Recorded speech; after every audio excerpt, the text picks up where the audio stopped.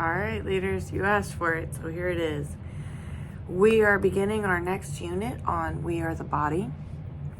This unit's going to be a little bit wonky because it's got 3 teaching weeks plus the review week instead of 4 teaching weeks. So you will find in your materials some adapted things. But mostly week 1 is really, really cool. Week 1 is setting up the gifts of the spirits, which will be talked about next week.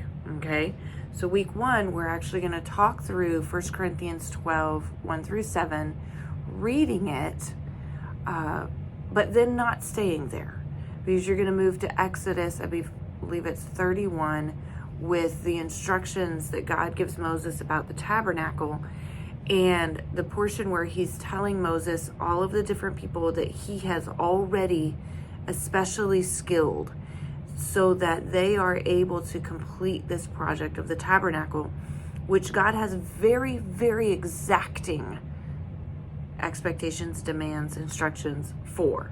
So what we're setting it up for is the contrast between skills and giftings. So this week we are going to be talking about there are skills each of us have. Sometimes those are magnified by God, but those are human abilities. Those are human skills. This person was probably already a metal worker, and God had provided this person with those abilities and perhaps enhanced them. We don't know.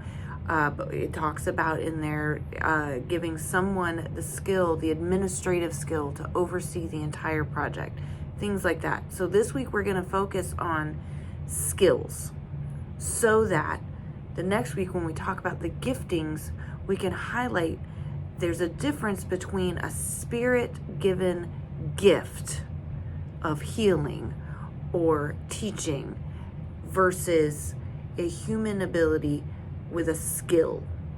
Okay. We are also doing the rubber egg experiment over the course of a few weeks. It's going to be a little bit different. We're starting it on week 1 instead of week 2, I believe, because of that whole missed week. And that's simply the putting the egg into vinegar. And over time, you'll see that the vinegar and the calcium interact, and it makes the egg rubbery. So we'll do the rubber egg, and then I believe it goes into corn syrup, which then like shrivels, it pulls moisture out of the egg. It gets really gross looking. And then we'll put it into water, because then it rehydrates. And the whole purpose of that is the regular egg is us. Then once you become a Christian, it's like going into the vinegar, and we receive the Holy Spirit. And with the Holy Spirit, we are able to respond to things differently. And in this particular case, when we drop the egg, it gets bouncy, versus another egg, a raw egg that you just drop, is going to crack and break. And then the following week's lesson, after it's out of that corn syrup, is it gets shriveledy, because we don't have to listen to the Holy Spirit. We can choose to ignore the Holy Spirit, and we're going to lose that ability to bounce and cope and use those giftings. We're going to lose that awareness and that living in the vibrant life of the Spirit that makes us more loving and more kind and more faithful and all of these things. So it's just that the Holy Spirit, how the Holy Spirit works with us, is what we'll see over the course of the weeks, which you won't tell them ahead of time, but that's the purpose of the egg deal.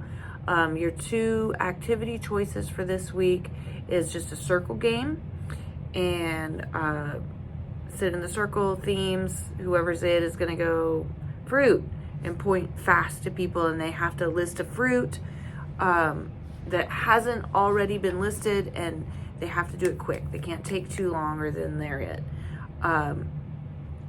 And that's just thematic, like skills. You could do different jobs, different careers, whatever. Then the circle painting project is square pieces of paper.